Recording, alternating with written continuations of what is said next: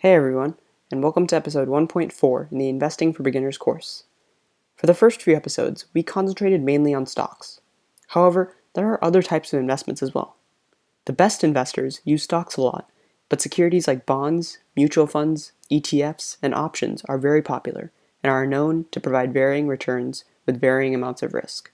Today, my goal is to introduce you to the world of other securities. Now, for the most part, this course focuses on stocks. However, there will be an entire unit on other securities that goes much deeper into the topic. Consider this video simply to be a brief overview that hopefully will make you aware of the other securities. Let's start with bonds. I consider them to be the simplest security to understand, simply because you've probably experienced bonds before in your life. Have you ever borrowed money from a friend and promised to pay it back later? If you have, then you've used bonds before. They're simply obligations to pay money at a future time with a certain amount of interest attached. Most of the time, they're used by governments or businesses to finance large projects. For example, if a government is building a road, it needs money to finance it. It'll offer a bunch of bonds with, say, a period of 5 years. You pay the amount, say $100, and in 5 years' time, the government will pay you back $105. Simple, right? The concept behind trading bonds is simple. However, bonds can seem much more complicated when you hear those CNBC reporters talking about it. They might say the 10-year yield dropped 1.2% today, and then show a graph of the yield performance over a given period of time. That just means that the interest rate that is paid to investors for a 10-year long obligation bond dropped 1.2%. Now, here is where it can get a bit strange. If you hold a bond that has a 5% interest rate, and the rate drops to 5%, all of a sudden your bond will be worth more because it's paying more interest for the same amount of money. You can sell that bond prior to maturity date and make a profit because other investors will pay more for your bond. However, if the interest rate goes to 6%, your bond will lose value, and you will most likely make a loss if you try to sell it. That's all there is to bonds, really. They're just simple agreements between two entities to provide funding for a project, with the hope that the money will be returned later with interest. Overall, bonds are much less risky than stocks. Now, let's take a look at options.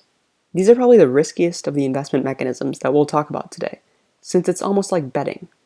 I'll give you an example of an option.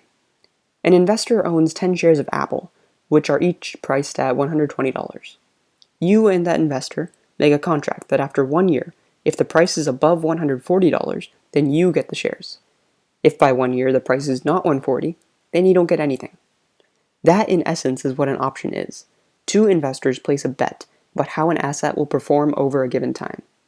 You can probably see how this type of trading can be risky, as it's very close to Las Vegas style betting. There are lots of specific terms like call and put options, which we'll go into in the other investments unit later in the course, but for now, I'm just going over the concept of each security. Mutual funds are extremely simple things to understand, since they're very similar to stocks. In fact, all mutual funds are simply collections of stocks. Various financial companies often create groups of stocks that they believe will grow in the future, and sell the entire portfolio to investors. The investors pay a certain amount, and the money is added to the fund. The gains or losses of that fund is simply the aggregate of all the stocks in the fund. Most times, the funds trade as regular stocks, as in using tickers. For example, if you search up FLVEX on a financial website, you'll get details on one specific mutual fund called the Fidelity Large Cap Value Enhanced Fund. You'll be able to see what stocks are actually in the fund and its performance over the past while. The only problem is that mutual funds can only be traded either before or after the trading day. That means you can only buy or sell mutual funds before or after the trading day. That leads us to ETFs. Exchange-traded funds are identical to mutual funds, apart from the fact that they typically are cheaper to invest in, and that you can trade them during the trading day. ETFs are gaining lots of popularity all over the world because of their ability to be constantly traded. For example, if you search up VTHR, you'll see the results for the Vanguard Russell 3000 ETF. There are other investment mechanisms all over the market, including commodities, futures, real estate, money market mutual funds, and more. But I'll save those for a full unit later on other types of investments. I hope that this video provided you with a nice overview of bonds, options, mutual funds, and ETFs. Investing does not always mean stocks, and you'll find that there are investments for everyone, regardless of risk tolerance levels. Thanks for watching, and stay tuned for the next video where we will revert back to stocks and discuss the rights you have as a shareholder.